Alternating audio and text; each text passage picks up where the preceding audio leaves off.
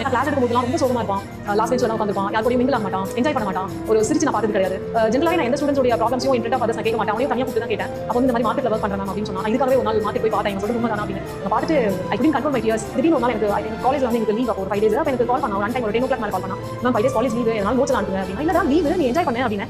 இல்லை ma'am college leave, இந்த time utilise பண்ணா தான் திருப்பி ஒர்க் போகிறதுக்கு கரெக்டாக இருக்கும் அப்படின்னா. கண்டிப்பாக எனக்கு ஒரு சப்போர்ட் மானிட்டரியாகவும் நான் மானிட்டரியாகவும் சப்போர்ட் கிடைச்சதுன்னா இன்னும் கொஞ்சம் பெட்டராக இருக்கும். நைட்டு 12 மணிக்கு வருவேன், காலையில் 2000 3000 சனத்தில் காலேஜ் கூட டைம் அங்கே எக்ஸ்பிட் கொடுப்பாங்க. எனக்கு ப்ரொஃபஸர் ஹெச்ஓடி எல்லாமே சப்போர்ட் பண்ணுவாங்க, சிச்சுவேஷன் சொல்லி எனக்கு பண்ணுவாங்க. அப்படினாலும் திட்டுவாங்க, எல்லாமே சொல்லுவாங்க, நான் அட்ஜஸ்ட் பண்ணிப்பேன். சில நேரத்தில் தூங்க டைம் கிடைக்காது, காலேஜில் போய் தூங்குவேன், திட்டுவாங்க, நிறைய திட்டுவாங்க, சுத்தமாக முடியாது, உடம்பு ரொம்ப டயர்டாக இருக்கும். நைட்டு 12 மணிக்கு சொல்லலாம் வாழ்க்கை இருக்காது. நான் வந்து நைட் ஒர்க் போகிற மார்னிங் வரவே 2 மணிக்கு ஆகுது அப்படின்றான். ஏன்டா அது கொஞ்சம் கம்மி பண்ணிக்கலாம், கொஞ்சம் டைமிங்லாம் கம்மி பண்ணிட்டு நீ போகலாம் வேலைக்கு, ஏன்டா அப்படின்னு. அது முடியாதா, ஃபேமிலி நான் தான் டேக் பண்ணணும், என்னால் ரொம்ப முடியாதா, நான் போய் தான் ஆகணும். அது இந்த வாழ்க்கை வந்து நம்ம என்ஜாய் பண்ணுற டைம். இப்போ நீ என்ஜாய் பண்ணாமல் இப்போ நீ கஷ்டப்பட்டனா அப்போ பின்னாடி எப்படி இருப்பேன். இப்போ நான் பட்டதில் கொஞ்ச நாள் நான் நல்லா இருக்க முடியும் அப்படின்னு சொல்லலாம். மாசம் எவ்வளவு ரூபாய் வரைக்கும் சம்பாதிக்க முடியுது அதிகபட்சமா இல்ல கம்மியா? அதிகபட்சம் 5000 ரூபாய், அது லிமிட். நீங்க நான் 5000 சம்பாதிக்க முடியும். கம்மியான 12 13 லீவ் போடுவேன். வீணா லீவ் போட மாட்டேன், எனக்கு தெரியும் லீவ் போடுறதா லீவ் போடுவேன். சப்போஸ் அம்மா காரணம் லீவ் போடுவேன், எனக்கு உடம்பு சரியில்லை வேலைக்கு வந்துடுவேன், அம்மா ஏதாச்சும் ஹாஸ்பிட்டல் போகிறதுக்கு எங்கேயாவது கூட்டு போகிறதுக்கு அதான் லீவ் போடுறோம். இப்போ இந்த 12000 ரூபாய் வச்சு எதுக்கெல்லாம் செலவு பண்ண வேண்டியதா இருக்கும்? இப்போ வாடகை எவ்வளவு, மற்றது என்ன செலவு, எதுக்கெல்லாம்?